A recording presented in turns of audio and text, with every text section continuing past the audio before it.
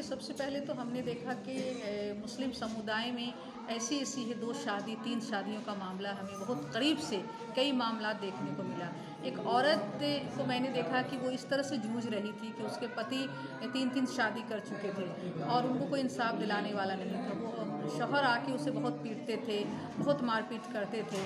हमारे फैमिली के ही आस-पास में ही लोग थे। जब मैंने उसको देखा कि इस तरह से, इस वजह से मेरा दिल फट गया और लगा कि नौकरी तो कोई भी कर सकता है। मैं नौकरी करती थी, यूनिसेफ में मैंने काम किया, प्रोजेक्ट ऑफिसर मैं रही, अच्छे पैसे मिलते थे, लेकिन दिल में एक धक्का लगा कि नहीं, हमें औरतों की आवाज़ बन के काम करना है, औरतों को इंसाफ दिलाना है।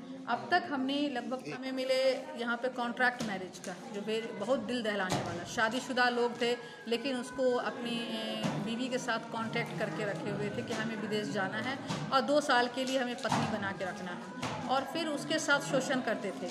बीवी की तरह से वो रहते भी थे एक, और दूसरा वो था कि हम तुम्हें 2 साल के बाद छोड़ देंगे।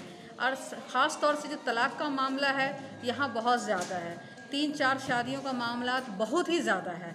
कहीं कहीं पे तो ऐसे हमने देखा है कि एक फैमिली में 30-35 बच्चे हैं। हाई क्लासेस में भी है, हाई क्लास के लोग आगे बढ़ के निकल के अपनी बात नहीं रख सकते हैं, उनको शर्म आती है। लेकिन आप अगर देखें तो हाई क्लासेस में भी है, तो वहाँ की औरतें अंदर अंदर घुट-घुट के जीती हैं। लो क्लास की महिलाएं तो रोड पे आके ठीक है अपनी दौड़ के आ जा रही हैं, कुछ बात कर पा रही हैं, लेकिन हाई क्लास की महिलाओं के साथ भी बहुत ज़्यादा परेशानी का, करीब 25,000 से भी ज़्यादा हमने परिवार को जोड़ने का काम किया है, जिसमें हमने बाल विवाह की बात कहें, ट्रैफिकिंग से बचाने वाली बात कहें, और जो परिवार टूट रहे हैं उन परिवार को जोड़ने की बात कहें। ऐसे हाई लेवल के परिवार थे जिनको हमने जोड़ा है, जो बिल्कुल छोड़ चुके थे। जो हिंदू समुदाय की बात करें, मुस्लिम समुदाय की बात करें, उनको भी हमने जोड़ने में काफ़ी मुशक्क़त करनी पड़ती थी। कई लोगों के मैं दुश्मन हो गए, उनको लगता था कि मेरी बीवी को हमसे मिलवा रहे, मेरी फैमिली को मिलवा रहे, ये सबसे बड़ी ख़राब है, ये क्यों इतना इनिशिएटिव ले रही है।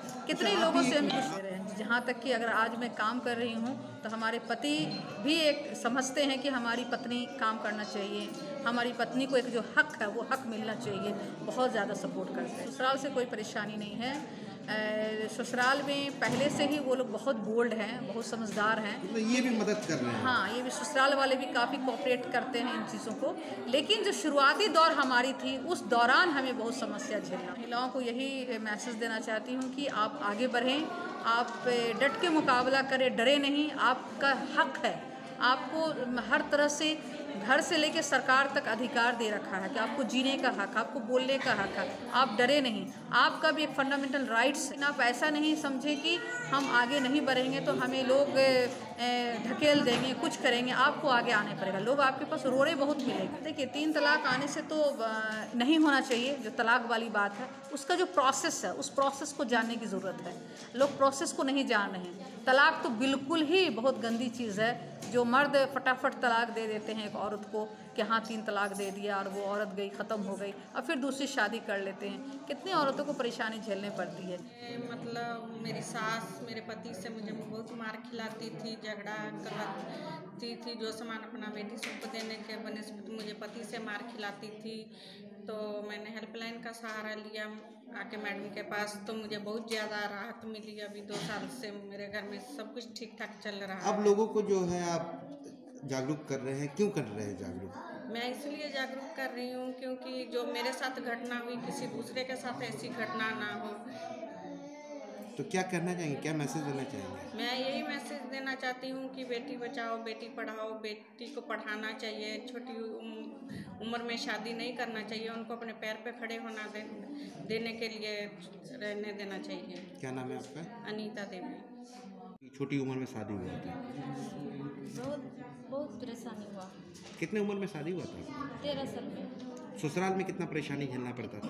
कितना परेशानी, बहुत परेशानी। थोड़ा छोटा बात के लेके मेरा पंचायत बिठा देता था। मेरा ससुर सास, ये तो काम नहीं हुआ, कर नहीं सकता है मेरा बहू। मारपीट भी करता था? हाँ।